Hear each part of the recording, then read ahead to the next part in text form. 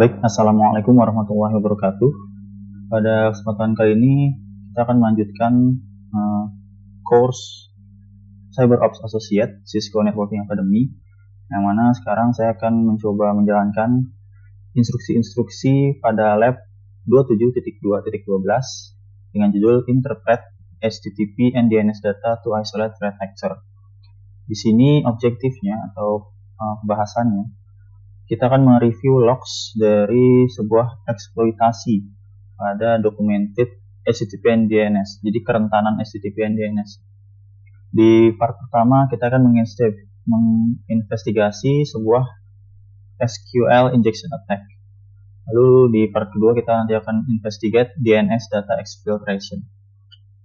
Background pada lab ini yaitu MySQL adalah sebuah database yang populer yang digunakan banyak web aplikasi.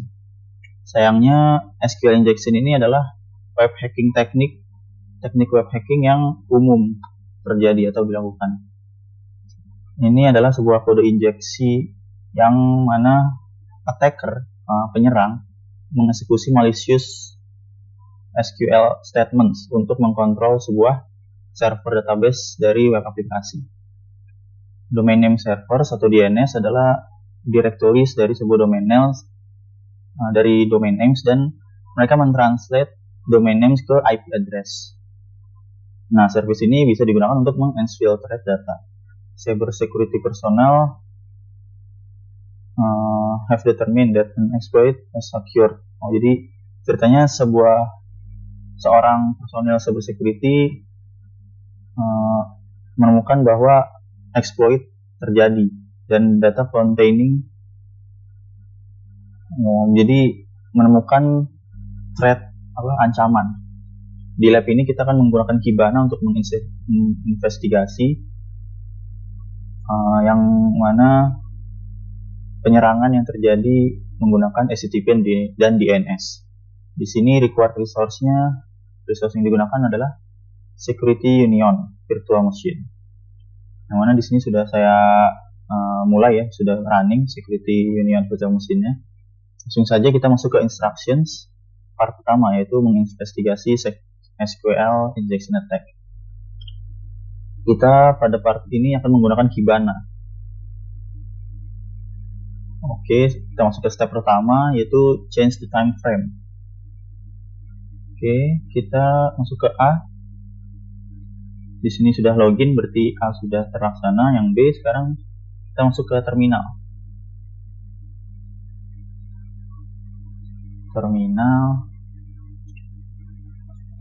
Kita enter sudo show status.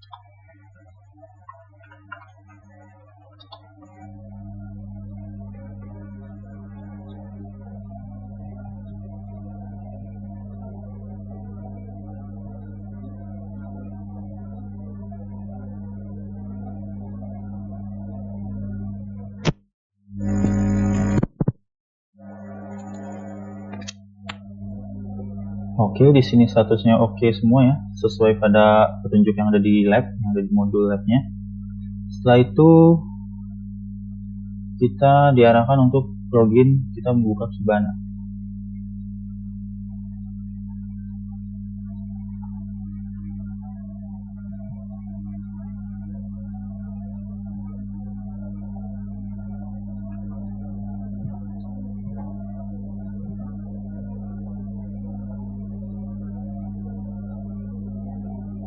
Oke, kita sudah di tampilan login. Username adalah analis dan password CyberOps.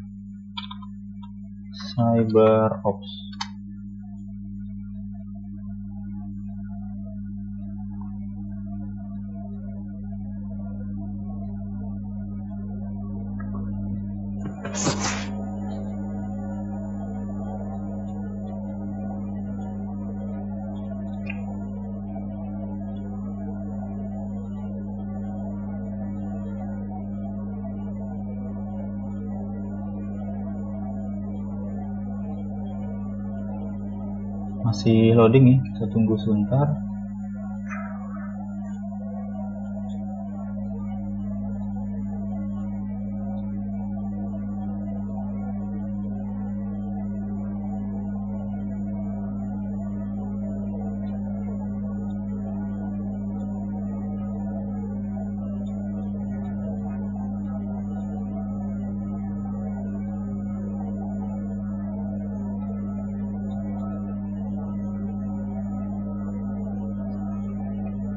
Nah, baik, sudah berhasil masuk di dashboard Kibana.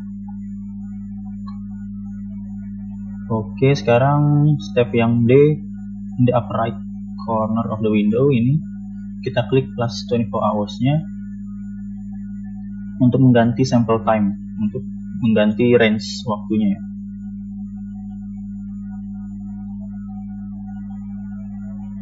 Kita ganti ke Juni 2020. Oke.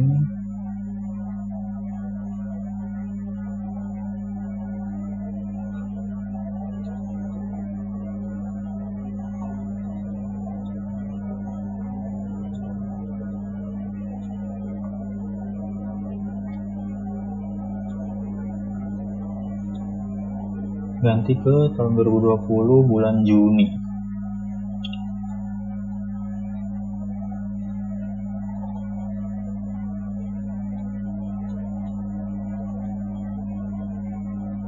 Oke, kita tekan go.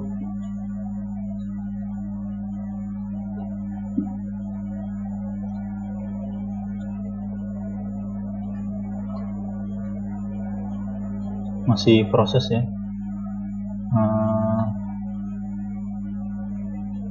Pada lab nanti menunjukkan number of logs-nya ada 136.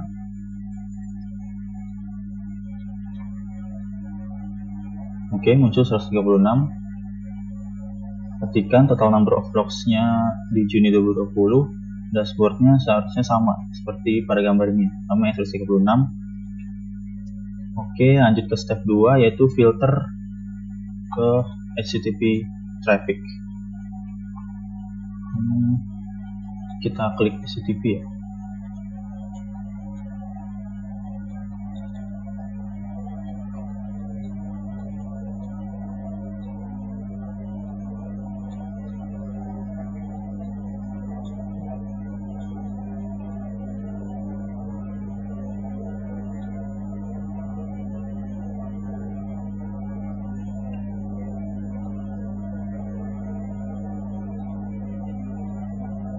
Oke.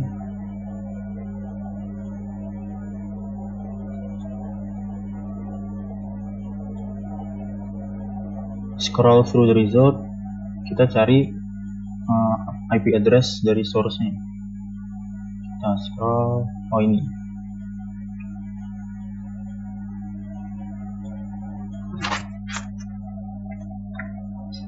Oke, kita masukkan di jawaban.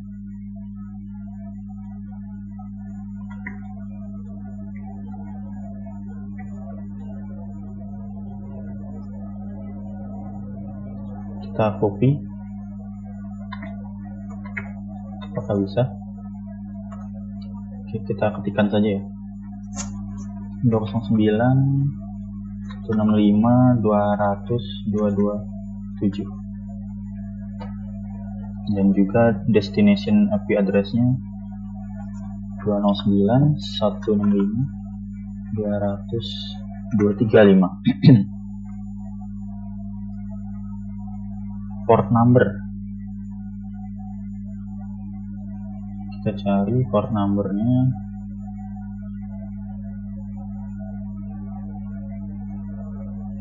Port numbernya 80 ya. Sini tertera 80. Oke. Scroll down to the HTTP logs. The result is the first 10 results. Oke, ini ya berarti ya.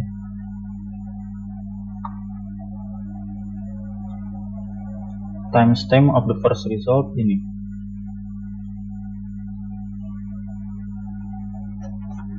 June 12 Juni 2020.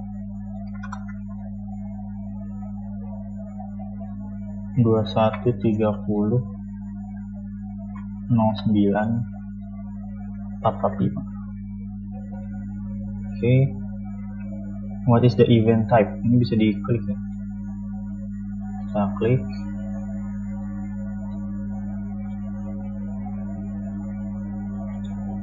Event type-nya yaitu bro_http. Okay, what is included in the message field?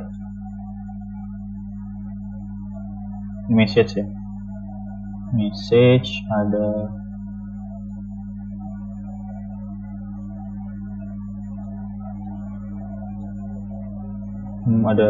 username. Oke, kita ketikkan di sini.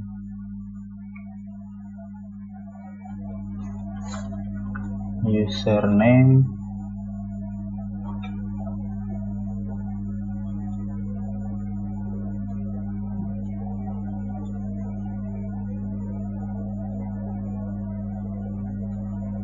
ada CCV expiration.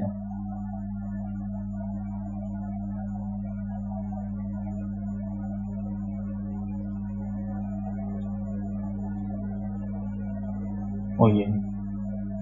Oke, username sebentar. Username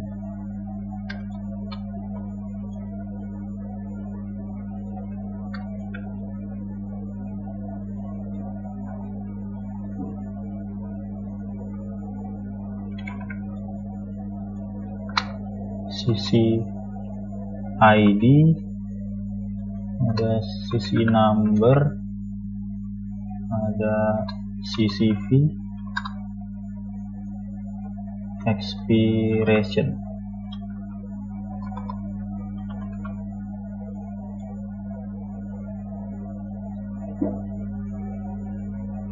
Oke, semacam itu yang muncul di di bagian message.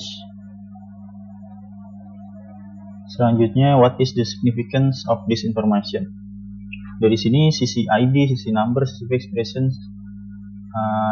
berarti informasi mengenai credit card information. Credit card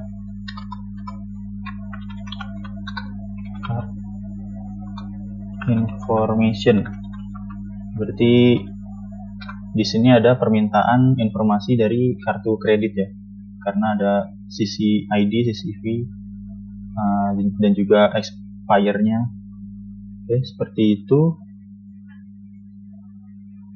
Oh, di sini juga ada bagian password-nya, berarti sudah jelas ya. Meminta informasi mengenai informasi kartu kredit.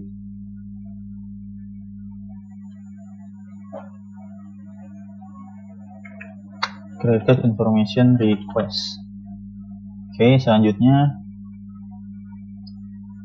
step ketiga yaitu review the results. Some of the information ada hyperlink-nya. Oke, coba kita cari ya di bagian mana.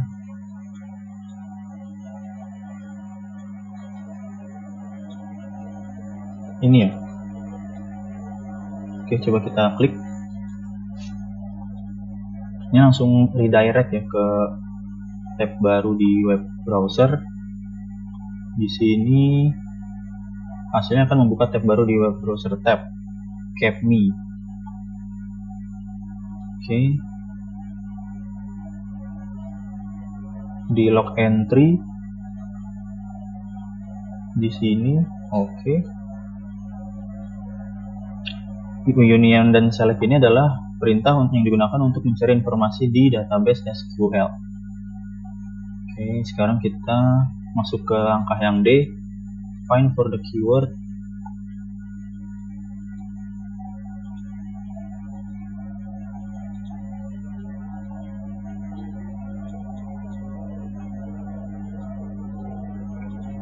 CTRL-F dulu ya. CTRL-F dan cari username.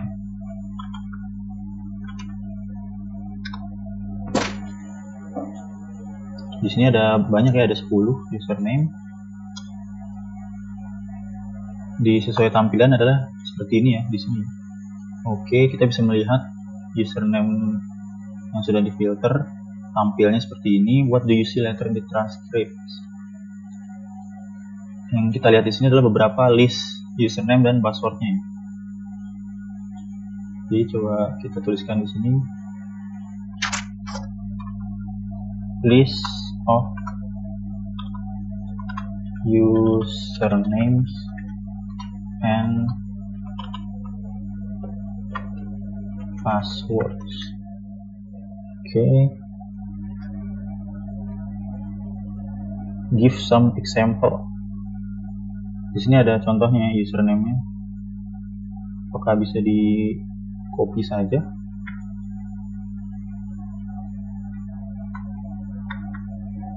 Tidak bisa ya. Oke. Kita ketikkan aja salah satu atau dua ya.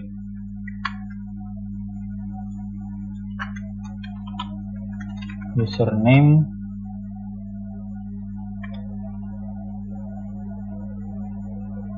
pat 1111 2222 3333. Passwordnya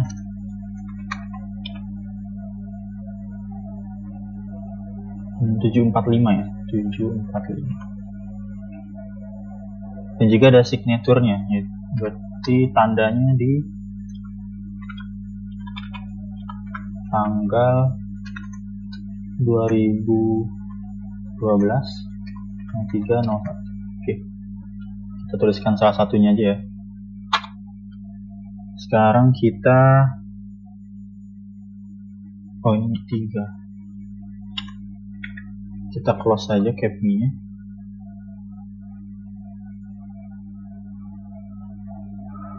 Oke, sekarang masuk ke part kedua, yaitu menganalisa DNS exfiltration. Sekarang kita masuk ke step satunya, klik home. From the top of Kibana dashboard, mana home-nya?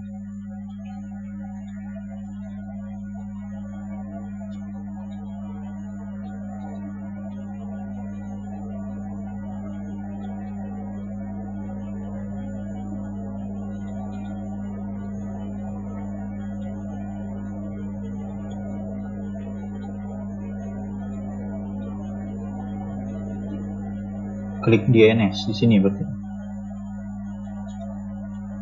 Klik DNS.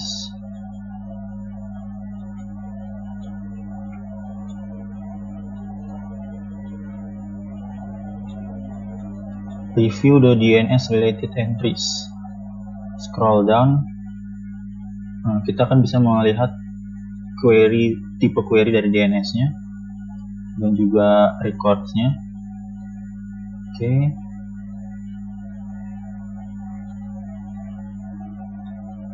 Kita lihat, kita tunggu. Scrolling further down, scroll ke bawah lebih jauh, akan melihat list dari top domain name, top DNS query dari domain name. Oke, kita coba lihat. Ini ya, 17, 43, 48 gitu. Scroll back to the top, enter example. Oke, kita cari example di search bar. Example.com.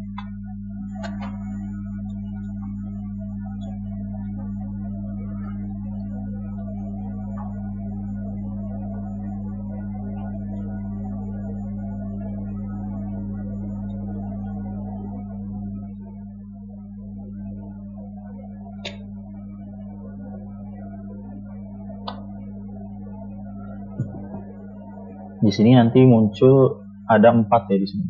Di sini kita tunggu proses filtering. Di sini internal server error. Oke. Kita coba lagi. Kita klik update.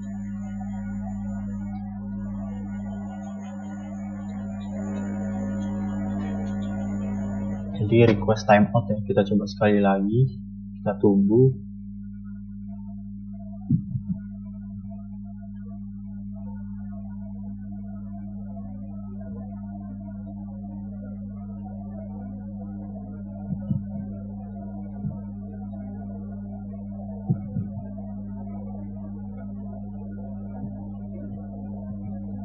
Masih time out ya?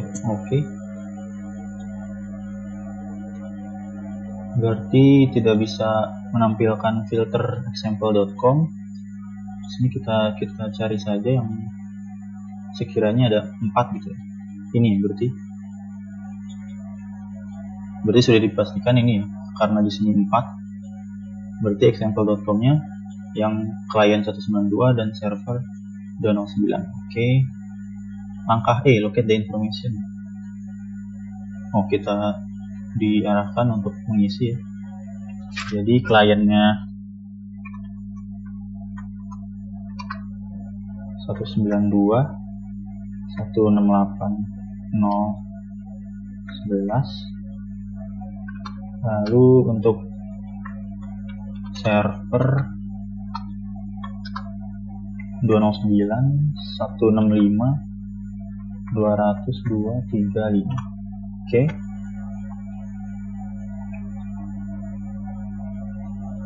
Kita lanjut ke step ketiga, determine the actual trade data. Kita lanjut scroll ke bawah.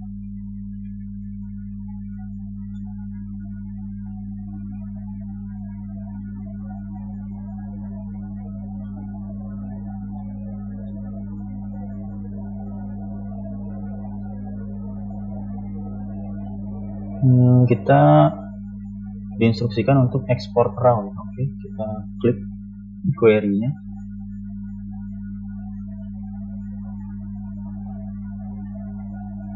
Apakah sudah terdownload? Coba kita home.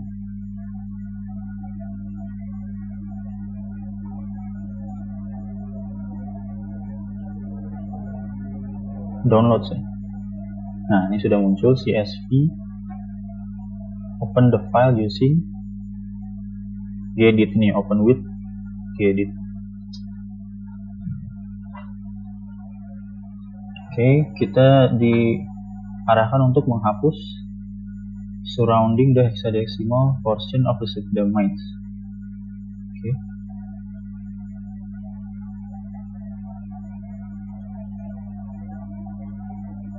Berarti ini dihapus ya. Kita hapus sesuai instruksi di modul live-nya.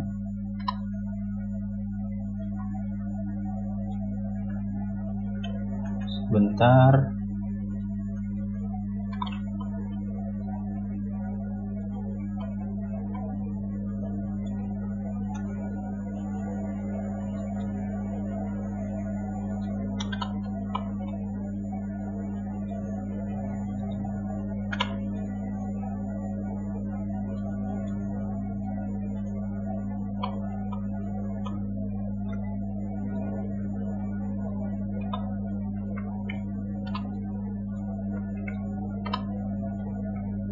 Baik, sudah sesuai ya. Quotes-nya juga sudah dihapus. Oh, ini juga dihapus ya, query count. Oke. Sudah sesuai. Save. Kita save. Lalu kita close. Kita buka terminalnya lagi. Di sini kita menggunakan perintah xxd ya. xxd strip r strip p dns queries.csv.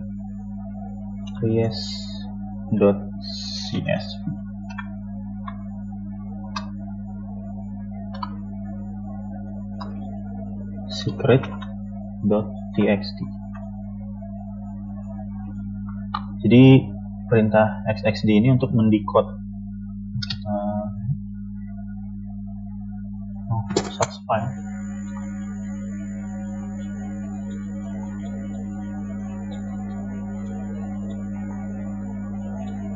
Apakah salah ketik? Coba kita copy saja ya.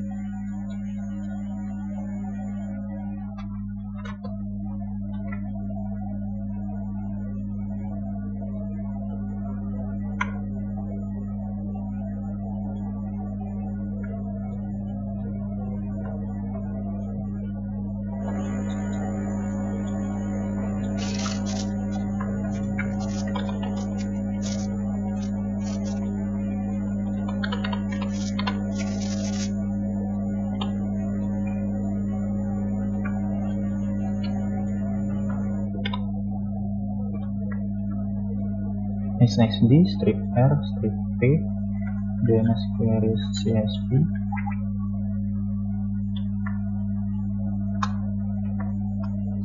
secret.txt. No such file.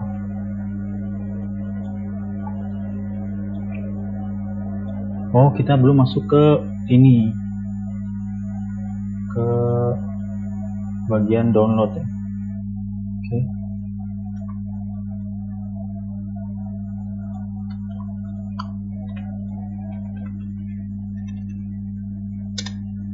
Oke, mohon maaf. Oke, sekarang kita cat secret.txt. Di sini muncul kata-kata ini, confidential document. Where the subdomains from DNS queries.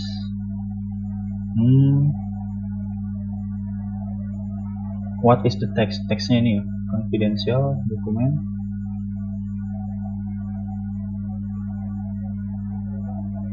Kita ketikkan di sini.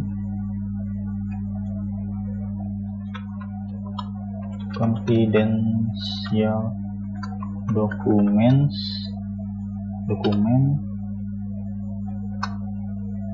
do not share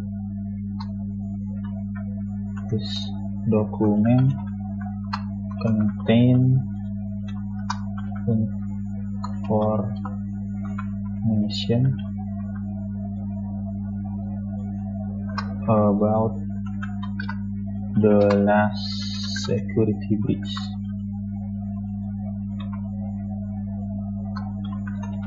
Okay. Lalu, what does the result imply? Ini maksudnya mengimplikasikan apa hasilnya pada request DNS ini? Apa signifikansinya? Apa the larger significance? Jadi hasil ini sebentar. What does the result imply? Jadi the results indicate that the DNS requests were separate. Jadi hasilnya ini mengindikasikan bahwa DNS requestnya terpisah. Request yang terkoordinasi mengandung konten yang tersembunyi. The larger significance-nya adalah is that DNS queries could be used to hide the sending of files and bypass network security. Jadi DNS queries bisa digunakan untuk menyembunyikan pengiriman files dan menerobos network security. Lalu bisa kita tuliskan di sini DNS request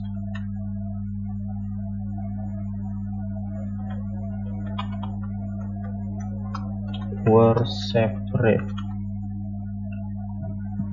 Lalu the larger significance-nya DNS queries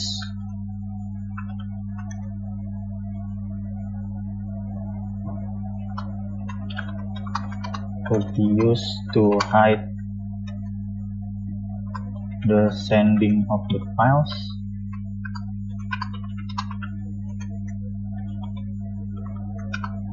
and bypass network security.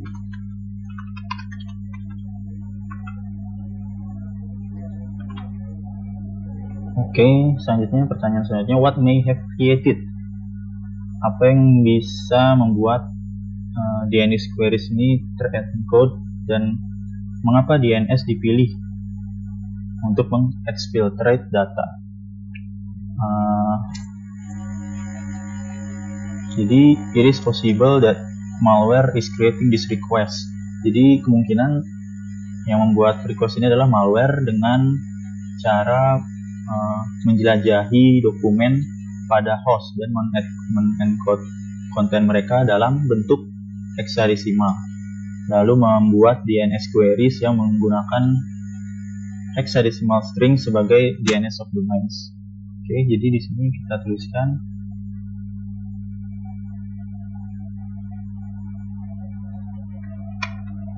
malware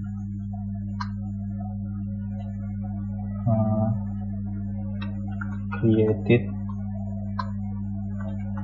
the request.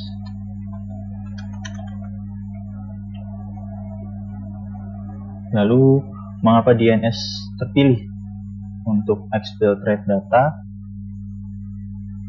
Karena DNS requests are very commonly sent out of a network to the internet. Jadi DNS request ini umum digunakan di internet, so DNS request may not be monitored. Jadi DNS request mungkin saja tidak termonitor, makanya itu yang dipilih untuk menginfiltrate data.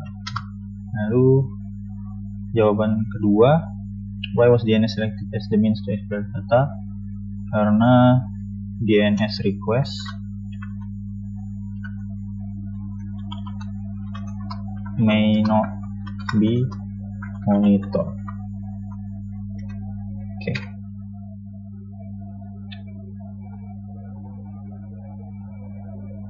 Oke, labnya kita sudah mencapai pada akhir lab,